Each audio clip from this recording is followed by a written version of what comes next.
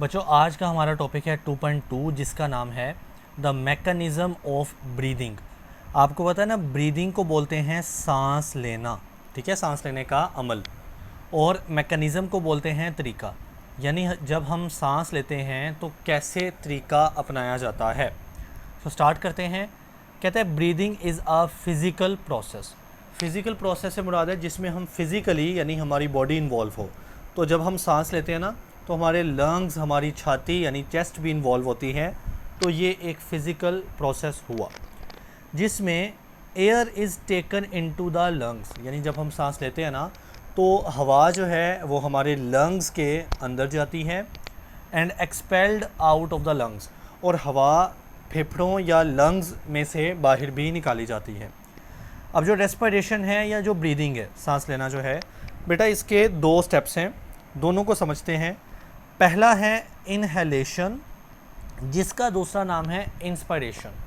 बच्चे, इनहेलेशन का मतलब होता है हवा के अंदर जाने का प्रोसेस, यानी हमारे फेफड़ों के लंग्स के अंदर जाने का प्रोसेस। और दूसरा प्रोसेस होता है एक्सहेलेशन या एक्सपायरेशन भी बोलते हैं। इसका मतलब है कि हवा जब हम बाहर निकालते हैं ना अपने लंग्स के अंदर में से, तो उसको बोलते हैं एक्सहेलेशन। जी बच्चे, तो अब हमने एक कंपैरिजन टेबल बनाया हुआ है। सारे पॉइंट्स आपके बुक वाले हैं, लेकिन टेबल में आपको याद करना इजी रहेगा। सो ये बड़ा इंपॉर्टेंट शॉर्ट भी है। इनहेलेशन यानी इंस्पायरेशन और एक्सहेलेशन या एक्सपायरेशन में फ़र्क, और बच्चे कभी कभी ये लॉन्ग भी आ सकता है। जी, तो सबसे पहला पॉइंट तो हम कर चुके हैं। इनहेलेशन का मतलब होता है एयर एंटर द लंग, यानी हवा को अंदर लेकर जाना। और एक्सहेलेशन का मतलब होता है air moves out of the lungs, यानी लंग्स में से हवा का बाहर भेजना। This is called exhalation. अब बच्चे एक चीज़ सीखना ज़रूरी है।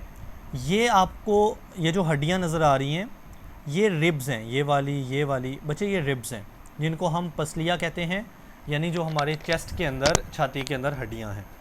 उनके दरमियान में बच्चे मसल्स होते हैं, यानी ये आप देखें, ये रिब है, ये एक रिब है, और दरमियान वाला हिस्सा जो है वो ये मसल है। अगेन ये वाली रिब है, ऊपर वाली रिब है, दरमियान वाले मसल हैं। इन मसल का नाम होता है इंटरकोस्टल मसल्स। ठीक हो गया, क्योंकि इनका नाम की सेंस बनती है। ये जो लफ्ज़ है ना कोस्टल, इसको रिब्स को ही कोस्टल कहते हैं। इंटर मीन दरमियान में, तो कोस्टल मीन रिब्स के दरमियान वाले मसल। तो नाम से सेंस बन रही है ना। तो देखें, ये हमारे पास क्या है, एक रिब है, ये क्या है, रिब है, दरमियान में ये चीज़ क्या है, मसल है। कौन सा? Intercostal muscle. दूसरी चीज़ बच्चों जो सीखने की ज़रूरत है ना, वो डायाफ्राम है, जो मैं पहले भी बता चुका हूँ। ये जो चीज़ है, ये मसल का एक डोम होता है। डोम कहते हैं इस तरह से कर्व चीज़ को, ठीक। तो ये लंग्स को ऐसे नीचे से उठा रहा होता है, इसको बोलते हैं डायाफ्राम। और ये भी क्या है, मस्कुलर है। अब देखें, इनहलेशन यानी हवा का अंदर लेने में, इस प्रोसेस में ना जो इंटरकोस्टल मसल्स हैं, मैं बता चुका हूँ, ये बिटवीन द रिब्स होते हैं, रिब्स के दरमियान। और जो डायाफ्राम है, और डायाफ्राम मैंने बताया है कि ये डोम की तरह का, कर्व की तरह का मसल है। ये दोनों बेटा कॉन्ट्रैक्ट करते हैं, कॉन्ट्रैक्ट। तो मैं दोबारा आपको बता देता हूँ कि ये जो इंटरकोस्टल मसल है, यानी ये रिब्स हैं, इनके दरमियान में बेटा ये जो मसल हैं, जिसको हम इंटरकोस्टल मसल कह रहे हैं, ये वाले भी, और डायाफ्राम भी हमने कल पढ़ा था कि ये भी मस्कुलर होता है, यानी मसल का बना होता है। ये दोनों कॉन्ट्रैक्ट करते हैं, याद रखने वाली बात है। इंटरकोस्टल मसल्स और डायाफ्राम दोनों कॉन्ट्रैक्ट करते हैं।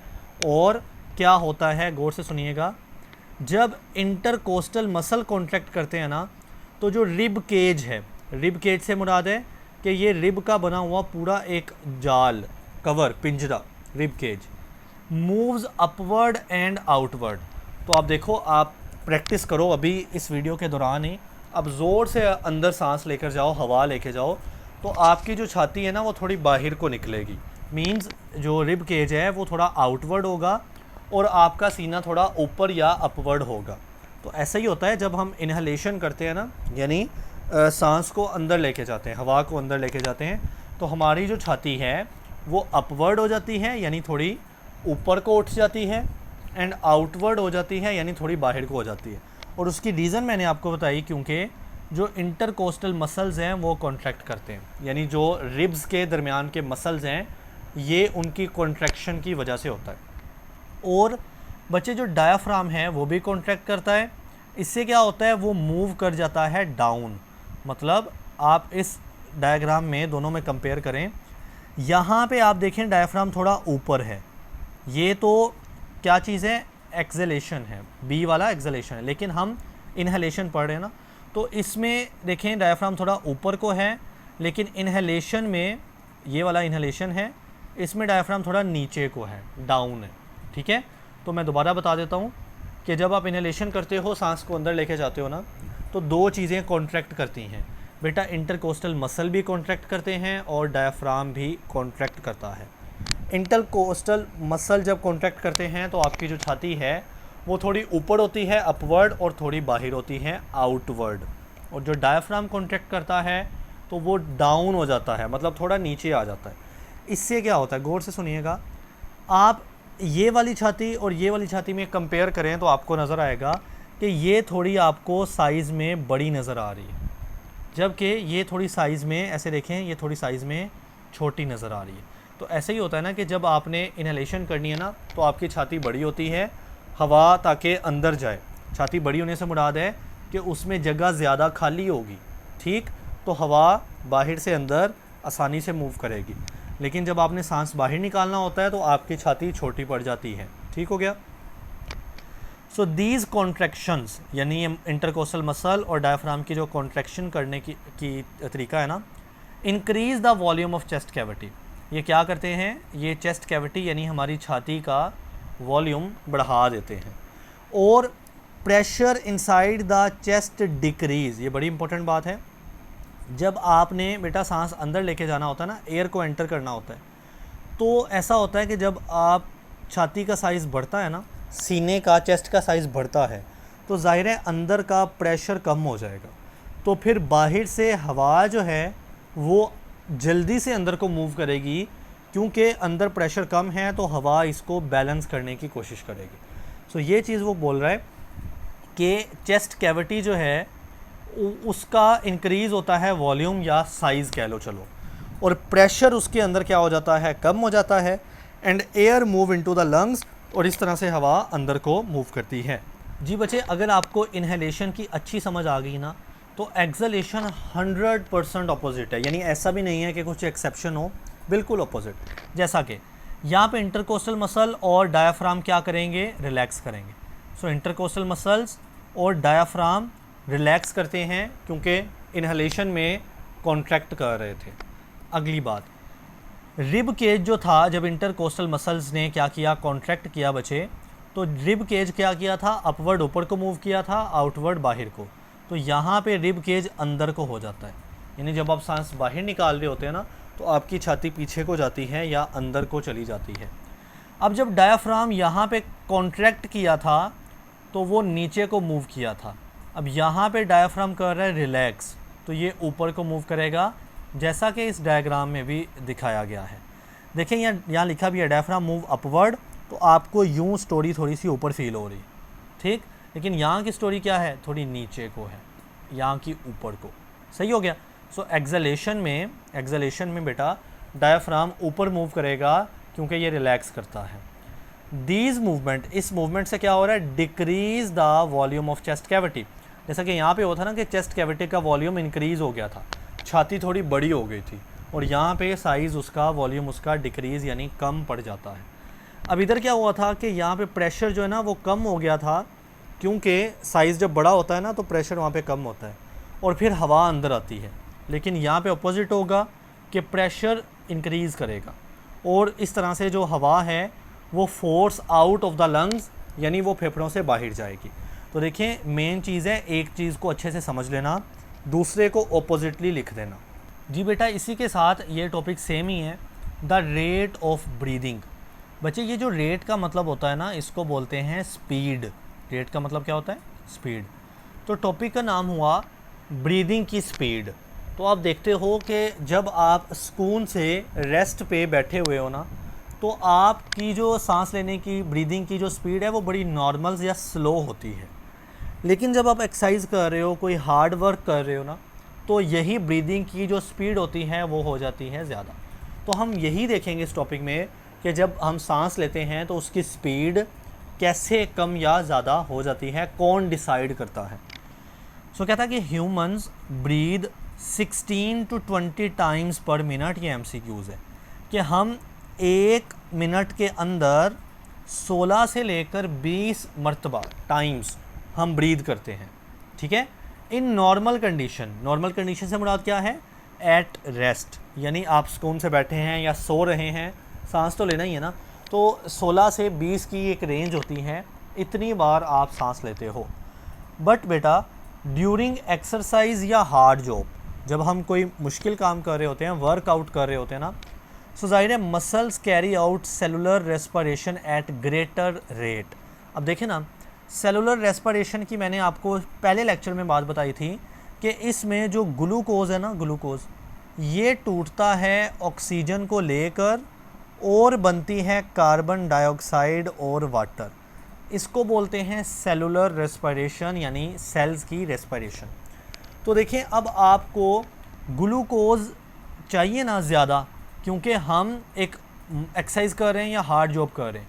सो हमारे मसल्स जो हैं वो ये प्रोसेस, यानी रेस्पिरेशन का प्रोसेस, ग्लूकोज से एनर्जी हासिल करने का प्रोसेस, वो ग्रेटर रेट या ग्रेटर स्पीड पर करते हैं, यानी वो तेज़ कर देते हैं। लिहाजा more carbon dioxide is produce, जाहिर है जितना ये प्रोसेस होगा कार्बन डाइऑक्साइड उतनी ही ज़्यादा पैदा हो जाएगी। अब क्या होता है कि हमारे ब्रेन के अंदर, मैंने ये भी बात बताई थी, रेस्पिरेटरी सेंटर होता है। रेस्पिरेटरी सेंटर से मुराद है कि दिमाग के अंदर एक ऐसा हिस्सा है जो हमारे इस रेस्पिरेशन को कंट्रोल करता है बेटा, उसको बोलते हैं रेस्पिरेटरी सेंटर। तो रेस्पिरेटरी सेंटर क्या कर लेता है? डिटेक्ट कर लेता है greater concentration of carbon dioxide in blood. क्योंकि ये कार्बन डाइऑक्साइड ज़्यादा पैदा हो रही है, सो हमारा रेस्पिरेटरी सेंटर जो कि मौजूद होता है ब्रेन के अंदर, वो इस ज़्यादा कार्बन डाइऑक्साइड को बेटा डिटेक्ट कर लेता है, पता लगा लेता है। यानी ये कार्बन डाइऑक्साइड का बढ़ना एक सिग्नल के तौर पे काम करता है। और फिर वो ब्रेन है ना, ब्रेन, तो ब्रेन मैसेज भेजता है और वो सेंड करता है मैसेज कहाँ पे? To the muscles of ribs and diaphragm at greater speed. देखिए ना, अभी हम पढ़ के आए हैं कि जब हम सांस लेते हैं तो 2 मसल काम करते हैं। रिब्स के दरमियान वाले मसल इंटरकोस्टल होते हैं, डायाफ्राम के भी मसल होते हैं। तो जब जाहिर है कार्बन डाइऑक्साइड ज़्यादा हो रही है, कैसे ज़्यादा हो रही है? हम एक्सरसाइज या कोई हार्ड जॉब कर रहे थे तो हमने इस रेस्पिरेशन को ज़्यादा करना शुरू कर दिया, कार्बन डाइऑक्साइड हुई ज़्यादा, तो हमारे दिमाग का रेस्पिरेटरी सेंटर एक्टिवेट हुआ और उसने मैसेज भेजा रिब्स के मसल्स को और डायफ्राम के मसल्स को कि वो अपनी स्पीड बढ़ाएं। जाहिर है वो स्पीड बढ़ाएंगे यानी वो कॉन्ट्रैक्ट करेंगे और रिलैक्स करेंगे मसल ये जो हैं, और वो इंक्रीज़ करेंगे, यानी उनकी स्पीड इंक्रीज़ हो जाएगी। ठीक है, जाहिर है इनके कॉन्ट्रैक्ट और रिलैक्स करने पर ही तो हम ब्रीदिंग करते हैं ना, अभी हम समझ के आए हैं। सो क्या होगा बेटा, ब्रीदिंग रेट भी इंक्रीज़ हो जाएगा, और कितना? 30 to 40 टाइम्स पर मिनट। तो ये सारी स्टोरी है कि किस तरह से जब हम एक्सरसाइज करते हैं तो हम ऑटोमेटिकली अपना ब्रीदिंग रेट ज़्यादा कर लेते हैं। नॉर्मली होता है 16 to 20 टाइम्स, 16 से 20 मरतबा मिनट के अंदर, 1 मिनट के अंदर। लेकिन जब एक्सरसाइज कर रहे होते हैं ना तो 1 मिनट के अंदर 30 से 40 मरतबा हो सकता है, कि डिपेंड करता है कि हम किस हद की एक्सरसाइज कर रहे हैं। जी बेटा, तो अब हमारा टॉपिक है composition of the inhaled and exhaled air. ठीक हो गया बच्चे, इनहेल्ड का मतलब होता है जो अंदर लेकर जाने वाली हवा है, यानी जब सांस लेते हैं तो हवा अंदर जाएगी। एक्सहेल्ड का मतलब होता है जब सांस बाहर निकालते हैं तो हवा जो बाहर जाती है वो एक्सहेल्ड एयर होती है। हमने इनकी कंपोजिशन देखनी है। कंपोजिशन से मुराद होता है कि इनके अंदर क्या क्या मौजूद है, यानी जो सांस लेकर अंदर हवा लेके जा रहे हैं ना, उस हवा के अंदर क्या क्या मौजूद है, और जो हवा बाहर निकाल रहे हैं उसके अंदर क्या क्या मौजूद है। और बच्चे ये टेबल MCQs के हिसाब से बड़ा इंपॉर्टेंट है, और कभी कभी ये शॉर्ट भी आता है, और वो आपसे पूछेगा इंस्पायर्ड एयर, एक्सपायर्ड एयर। यानी इंस्पायर्ड मतलब इनहेल्ड एयर जो हवा अंदर लेके जा रहे हैं, एक्सपायर मीन्स एक्सहेल्ड एयर, जो हवा हम बाहर लेके जा रहे हैं। इनकी कंपोजिशन क्या है? सो स्टार्ट करते हैं बेटा। सबसे पहली चीज़ है ऑक्सीजन कितनी परसेंट है। तो देखिए जो हवा अंदर लेके जा रहे हैं ना, उसमें ऑक्सीजन होती है 21%, और जो हम बाहर निकाल रहे हैं उसमें होती है 16%। इट मीन हम 4% ऑक्सीजन का फ़र्क कर रहे हैं। जो हम हवा अंदर लेके जा रहे हैं उसमें 16% ऑक्सीजन है, और जो हम बाहर निकाल रहे हैं उसमें 16% ऑक्सीजन है। तो इट मीन 4% ऑक्सीजन हमारी बॉडी को मिल रही है, ठीक है। और इस 4% पे हम अपने काम कर रहे हैं, हम सर्वाइव कर रहे हैं। ओके हो गया जी बेटा। नेक्स्ट देखें, कार्बन डाइऑक्साइड की बात करें तो हम जो हवा अंदर लेके जा रहे होते हैं ना, उसके अंदर 0.04% कार्बन डाइऑक्साइड है, यानी बहुत कम, ना होने के बराबर। लेकिन जो हवा हम एक्सपायर कर रहे होते हैं, यानी बाहर निकाल रहे होते हैं, उसमें 4% कार्बन डाइऑक्साइड है, यानी बहुत ज़्यादा। ऐसा क्यों हुआ? क्योंकि हमारी बॉडी ने एक रेस्पिरेशन की इक्वेशन लिखी है ना, रेस्पिरेशन की थी, और उसमें कार्बन डाइऑक्साइड बहुत सारी पैदा की थी। तो ज़ाहिर है जब हम हवा अपने अंदर से निकालेंगे तो उसमें कार्बन डाइऑक्साइड अच्छी खासी होगी। तो 4% उस हवा का 4% बहुत ठीक अमाउंट बनता है। ओके, अगर हम बात करें नाइट्रोजन गैस की, तो बेटा नाइट्रोजन गैस 79% हम हवा के ज़रिए अंदर लेके जाते हैं और उतनी ही बाहर निकाल देते हैं। यानी नाइट्रोजन हमारी बॉडी में कोई काम नहीं करती, जितनी अंदर लेकर जाओ उतनी बाहर निकाल दी जाती है। अब देखें वाटर वेपर्स की बात करते हैं ना, वाटर वेपर्स वेरिएबल होते हैं, यानी कुछ हवा पे डिपेंड करता है ना। आप ऐसी जगह पे हैं जो कि ड्राई है, जिसकी हवा खुश्क है, तो ज़ाहिर है उसमें वाटर वेपर्स कम होंगे, सही। लेकिन अगर आप ऐसी जगह पे हैं जहाँ पे बारिशें हो रही हैं, यानी गीली जगह, वेट जगह पे है, तो उसमें वाटर वेपर्स जो हैं वो ज़्यादा होंगे। तो इसलिए उसने लिखा जो हवा आप अंदर लेके जा रहे हो ना, उसमें वाटर वेपर्स वेरिएबल होते हैं, डिपेंड करता है कि आप किस हवा के अंदर सांस ले रहे हो। लेकिन कोई भी हवा जब आप बाहर निकालते हो तो उसमें सैचुरेशन होती है, किसकी? वाटर वेपर्स की, यानी ढेर सारे वाटर वेपर्स आप बाहर निकालते हो। ऐसा क्यों? अगेन वही बात है कि जब ये रेस्पिरेशन की जाती है, ग्लूकोज को तोड़ा जाता है, तो बच्चे उसमें वाटर भी तो पैदा हो रहा है। क्या ख्याल है? तो फिर जब हम सांस को बाहर निकालेंगे तो ये वाटर बाहर जाएगा, तो हमारी जो निकाली हुई हवा होगी वो वाटर के हिसाब से सैचुरेटेड होगी, यानी वाटर उसमें ऐसे भरा हुआ होगा। सही हो गया। टेम्परेचर, अब देखें जो हवा आप अंदर लेके आ रहे हो उसका टेम्परेचर वेरिएबल होगा। वही बात, अगर आप किसी ठंडे इलाके में रह रहे हो ना, तो टेम्परेचर होगा कम, यानी हवा होगी ठंडी। लेकिन आप गर्म इलाके में रह रहे हो तो टेम्परेचर होगा ज़्यादा, ठीक है। यानी ये डिपेंड करता है कि आप किस हवा में सांस ले रहे हो, तो उस हवा का टेम्परेचर उस तरह का हो जाएगा। लेकिन जो हवा आप बाहर निकालोगे यानी एक्सपायर करोगे, उसका temperature almost equal to body temperature.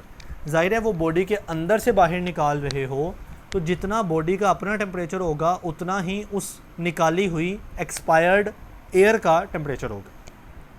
Dust particle की बात करें तो वो भी हवा के अंदर होते हैं वेरिएबल। वही बात, आप साफ़ हवा में रह रहे हो तो डस्ट पार्टिकल होने हैं कम। आप थोड़ी पोल्यूटेड हवा या गंदी हवा के अंदर रह रहे हो तो उसमें डस्ट होगी ज़्यादा, ठीक है। तो हवा जो अंदर लेके जा रहे हैं उसमें डस्ट पार्टिकल भी वेरी करते हैं लोकेशन टू लोकेशन।